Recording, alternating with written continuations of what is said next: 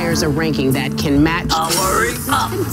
Like Sanders and Matt Williamson have gone through the 53-man roster on both Super Bowl teams and ranked 106. This is not a list of the most valuable players. Instead, this is a list of the best players overall, regardless of their position. Gronkowski, Marshawn Lynch, Earl Thomas, Richard Sherman, Darrell Revis, Tom Brady, Michael Bennett, Russell Wilson, Cam Chancellor,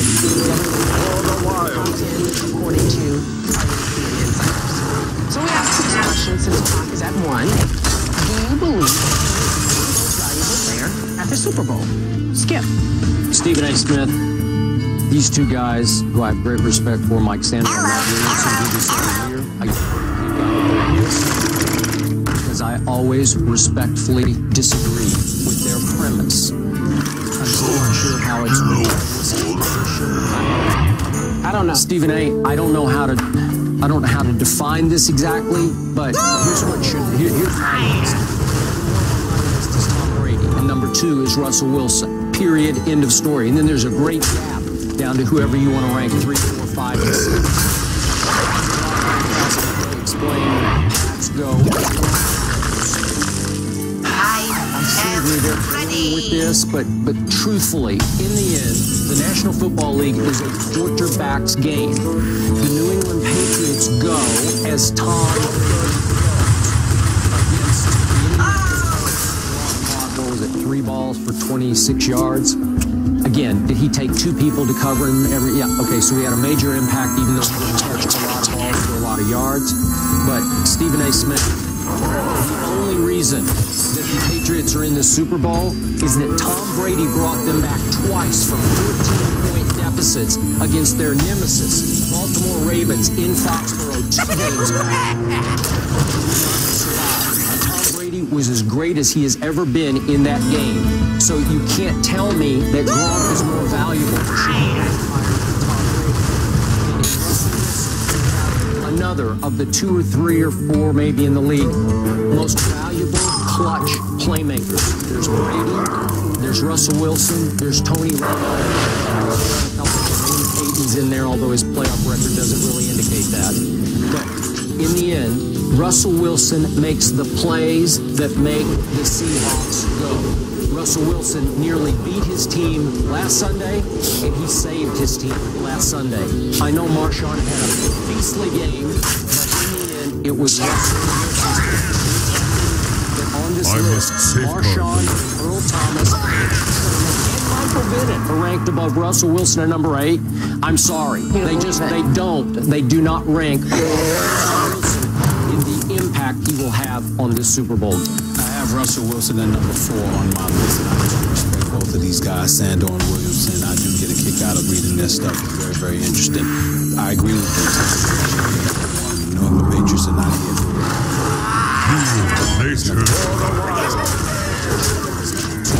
And the reason I have Richard Sherman as number 2, the 22 interceptions and 55 regular season and postseason games. Nobody else has 13 picks. More than 13 picks. He's got 22. Shuts off the entire football field, which makes the Legion of Boom even more lethal. The combination, along with the defense of the Seattle Seahawks being its signature, and obviously for the wild. Regardless of what Russell Wilson did to save the day, kept them in the game. It was that defense that prevented Aaron Rodgers from getting in the end zone from the 1-yard line. Not just one, but Richard Sherman is the key ingredient to that defense because he shuts off one side of the entire field, which makes their defense that much more formidable. So I go with Tom Brady at number 1. I go with Richard Sherman at number 2. I go with Gronk because he's just a future Hall of Famer and may go down as the best tight end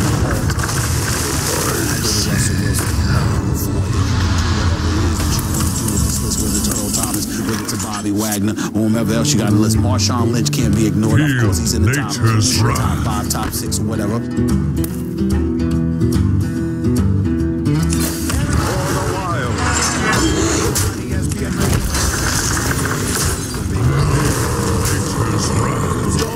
Mercedes-Benz. It all goes down the 4th quarter on February 1st. This underdog has a real shot at me. For Pete's sake, have you ever seen a tortoise run or even walk briskly?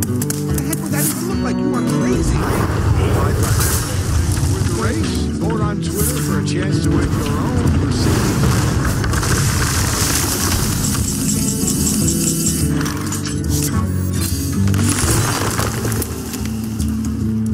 I'm John Clayton with the NFL Nation Seahawks reporter Terry Blunt. And Terry, time to back in the Seahawks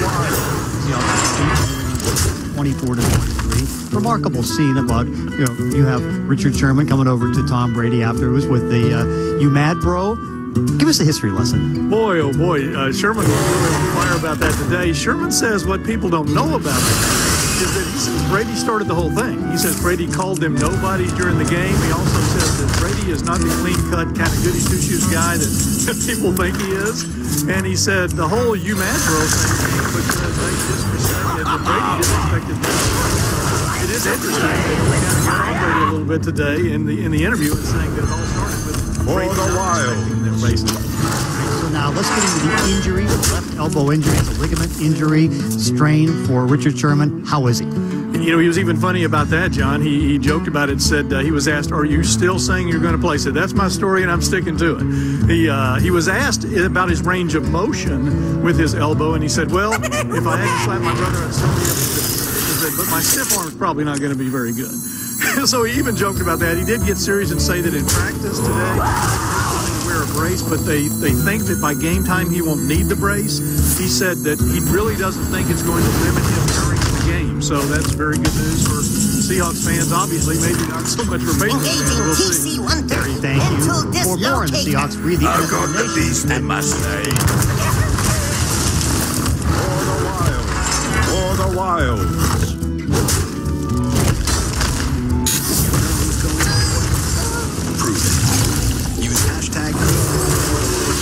On the map and show the nation who you think will win Super Bowl 49.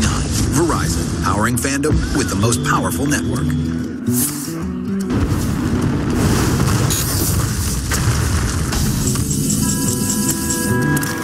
Fans who attended Gotcha. the greatest movie they've ever seen.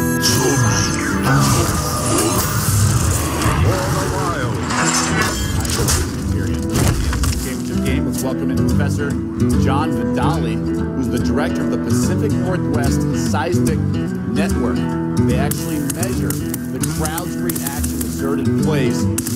John, take us through the readings. What can you tell us? I can fix anything. Well played. Okay, well, we put some seismometers in the stadium. Seahawks fans are notorious for the noise and they generate. Well played. And what we saw, actually, comparing everything to the benchmark of Marshall Lynch's run a few years ago, Beastquake. But what we saw, essentially, was a whole